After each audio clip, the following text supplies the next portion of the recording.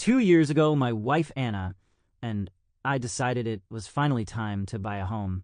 We knew it was anything but a buyer's market, but we were sick of paying triple what a mortgage would be in rent every month.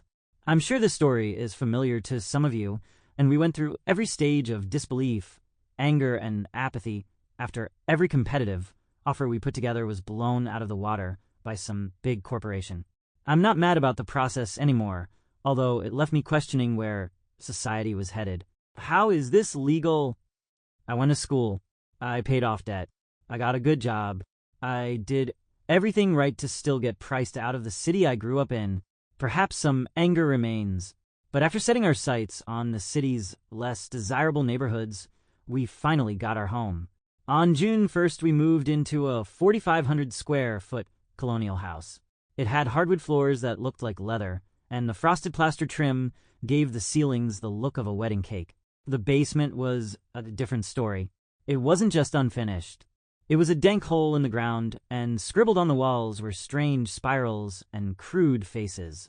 Kids. The realtor had said, like she knew who drew the markings.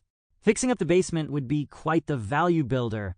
So, sure, the kitchen had composite counters, and the basement needed a sign above the entrance that read, "Abandon all hope ye who enter here." But we had a home, and a big one at that. The catch was that it was a stone's throw from the freeway, and that the area was known for its crime more than anything else. Anna said it was just a stepping stone. We'd bank a year's worth of mortgage. Hope the housing market keeps rocketing, and move again in a year. There were some flaws in her plan, mainly money, but I didn't say anything. I figured we'd both adjust to like it there. The first few weeks went smooth, and me and the wife got to unpacking and introducing ourselves to the neighbors. Maybe it was the threat of crime, and that there was comfort and purpose in knowing who you lived next to, but whatever it was, our neighbors were incredibly friendly. We felt at home quickly, and while there were some shocks, we made games out of them to take the fear away. With the pops that permeated the night, we had the game, where we guessed whether the sound was fireworks or gunshots. When we passed large turds, one of us would point, and we played human or dog.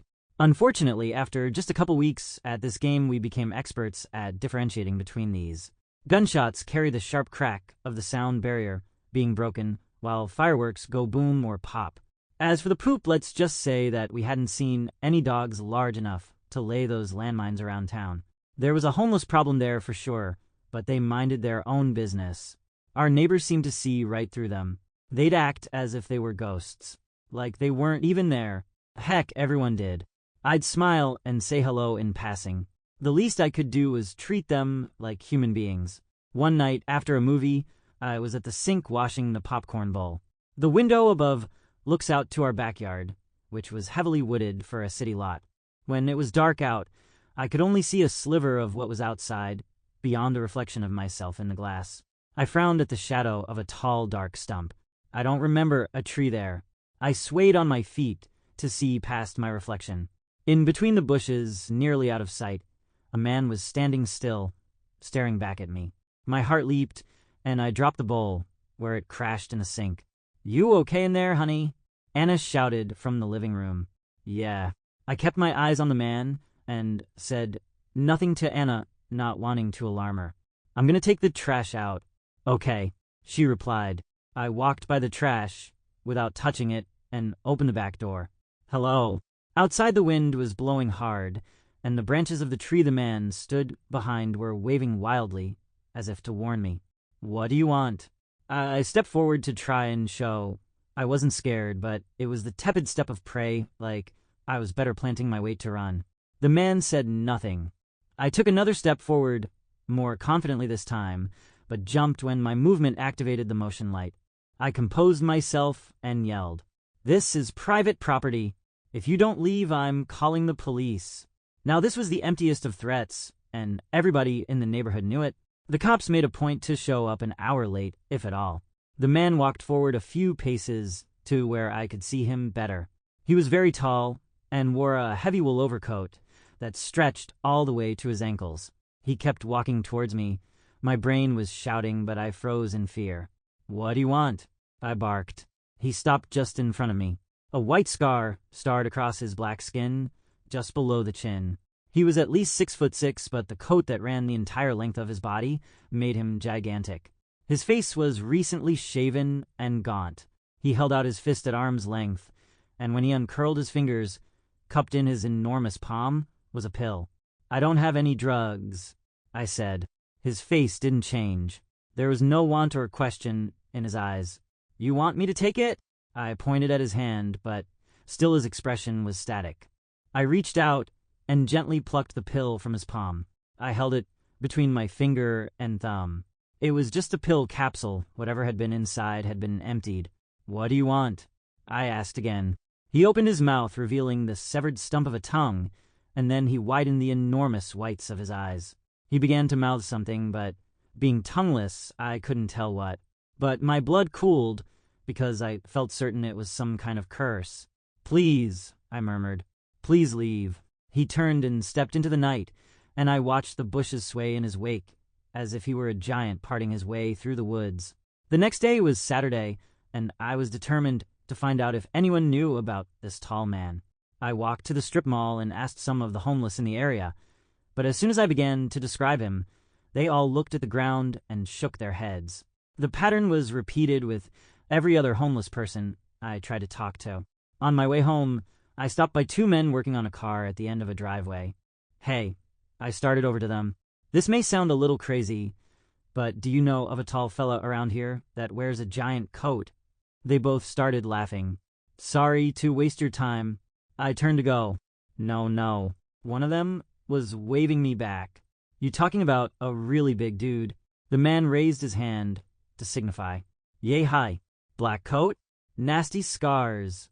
"Yeah." I nodded. "Well, that's Tall Frank. What you wanna about him? You see him in your recycling?" He asked. "No, why?" I replied. "Tall Frank's a can man. He makes his living that way." I nodded. "He was acting weird in my backyard last night." "Weird how? Was he just looking like his weird self?" "No. He was staring at me from outside. When I went out, he tried to say something, or mouth something." Both of their brows rose. "You saying that Tall Frank tried to communicate with you?" "Yeah." They both looked at each other. "Tall Frank talks to nobody. He cut his own throat to never talk again." The other chimed in. "That's just a rumor. Tall Frank showed up in this neighborhood 20 years ago. No one knows where he came from. Yeah, people put all kinds of legend to those scars. Some say it was dog that bit him. But I never seen no dog that'll cut your tongue out. If he doesn't communicate with anyone, how come he has the name Tall Frank?" "Well, that's what my mama would call him." He leaned closer to me. "She used to tell me to watch my tongue or Tall Frank'll take it." He chuckled. "What do you think he wanted with me?" I asked. They both shrugged. "No clue. But you be sure to tell us when you find out." They bent back to their work, and I thanked them. The next several days there was no sign of Tall Frank, but I began to become sick. It was a headache at first, but soon I had heart palpitations and body aches that I almost let take me to the emergency room. I assured myself that there was no such thing as curses. Why was I letting one strange encounter with a homeless man dominate my every thought?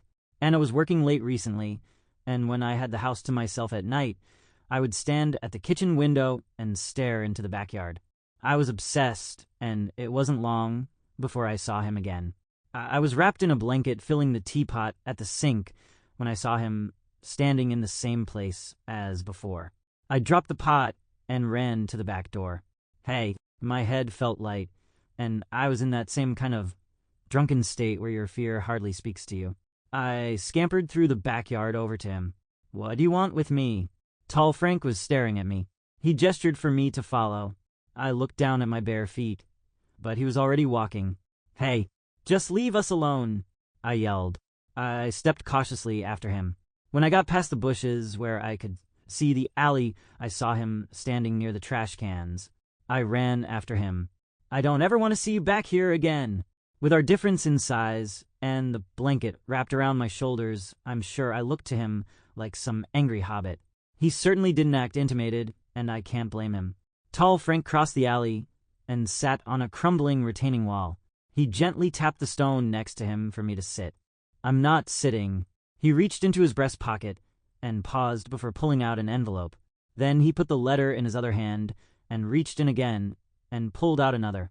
"What are those?" I questioned. He extended the envelopes to me. His long arm nearly stretched the entire alley. I approached the letters, cautiously snatching them and stepping back. "What are these?" I muttered. They had both been opened, and I took the papers out of one of the envelopes. It was a handwritten letter on college ruled paper. All the ink was smeared like it had been dunked in water, but I could still read it. When I was done reading, I let my arm fall down to my side and stared at tall Frank in disbelief. Anna had a secret lover. I looked at the other envelope and hardly had to read it to figure it out.